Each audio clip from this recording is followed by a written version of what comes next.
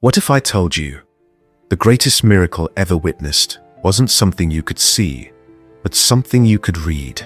Imagine a world where illusions could bend reality, where staffs became serpents and magicians reigned supreme. The people of ancient Egypt were mesmerized, entranced by sights that defied explanation, until one man changed everything. His name was Musa, peace be upon him.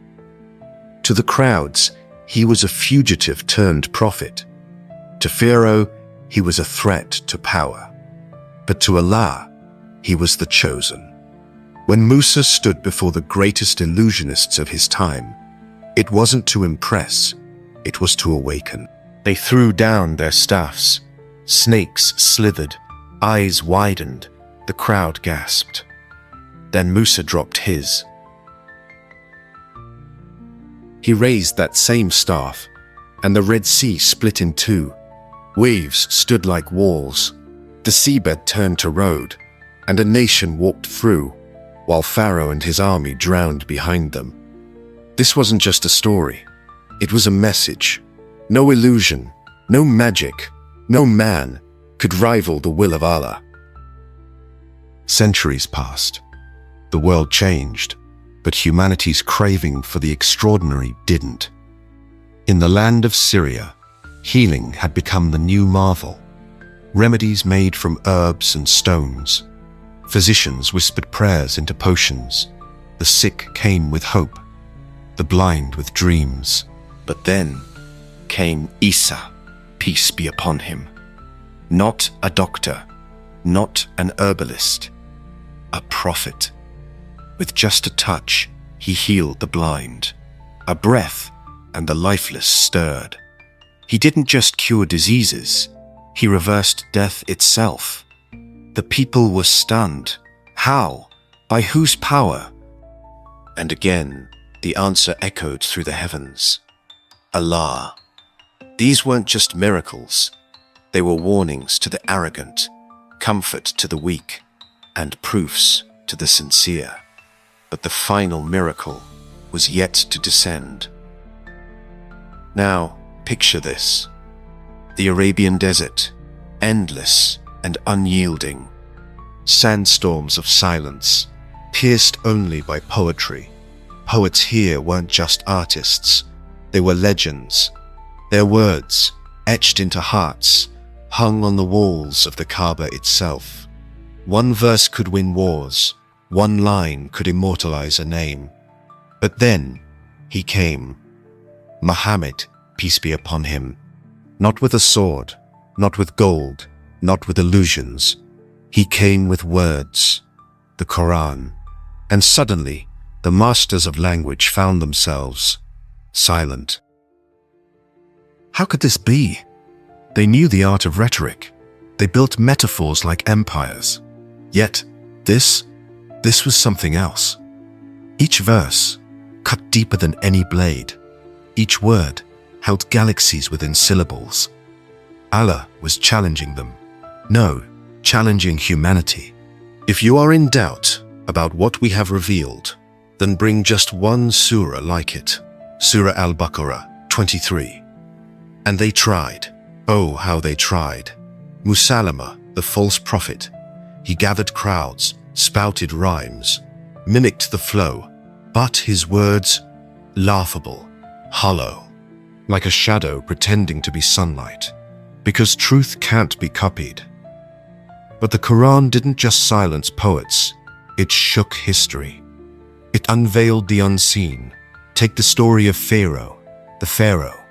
His arrogance drowned in the Red Sea, but the Quran made a prophecy. Today we will preserve your body, so you may be a sign. Surah Yunus 10:9-2. At the time, this seemed impossible. Bodies decayed, time erased. But then, centuries later, archaeologists uncovered something remarkable. A mummy, preserved beyond belief. Ramses II. Laid bare in glass at the National Museum of Egyptian Civilization. His skin wrinkled, his jaw agape.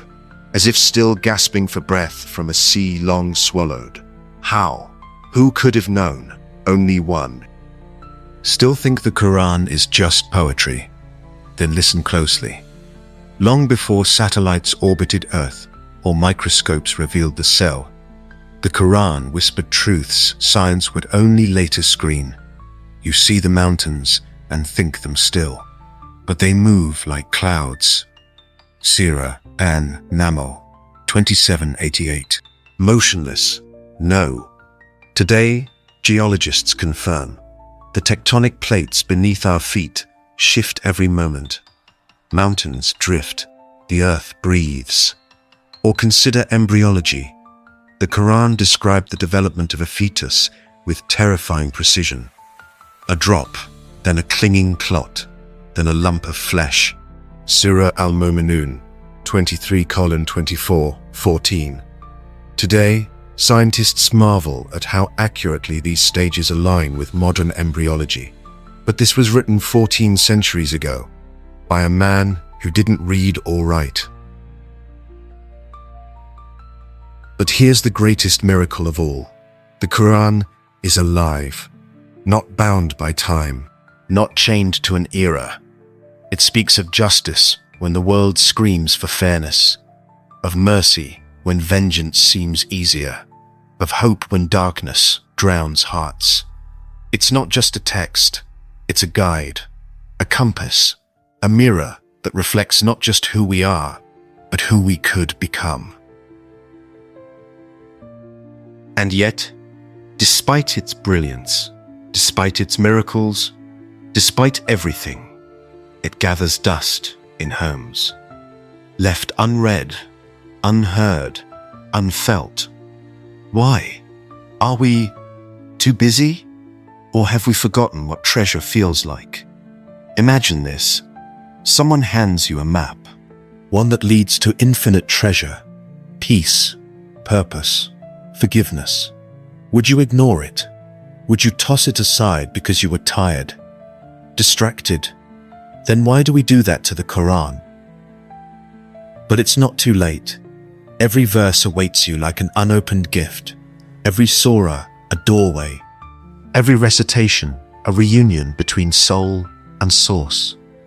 Because the Quran doesn't just inform, it transforms. It took desert nomads and built empires of justice. It freed slaves, uplifted women, redefined morality, and shattered racism centuries before the world caught on. And it can still do that today, if we let it. So now, I ask you, yes, you listening right now, had you truly opened it? Have you tasted its words? Sat with its verses? Let them wash over your heart like the waves once parted by Musa's staff? Or have you left it on a shelf, waiting for the right time? Let me tell you this, the right time is now. Not tomorrow, not when life settles down. Because the Quran didn't come to fill your schedule, it came to fill your soul. So open it, feel its weight in your hands. Let your fingers trace its lines. Let your heart tremble at its depth. Because in a world full of distractions, doubt, and deception, the Quran remains the single, unchanging truth.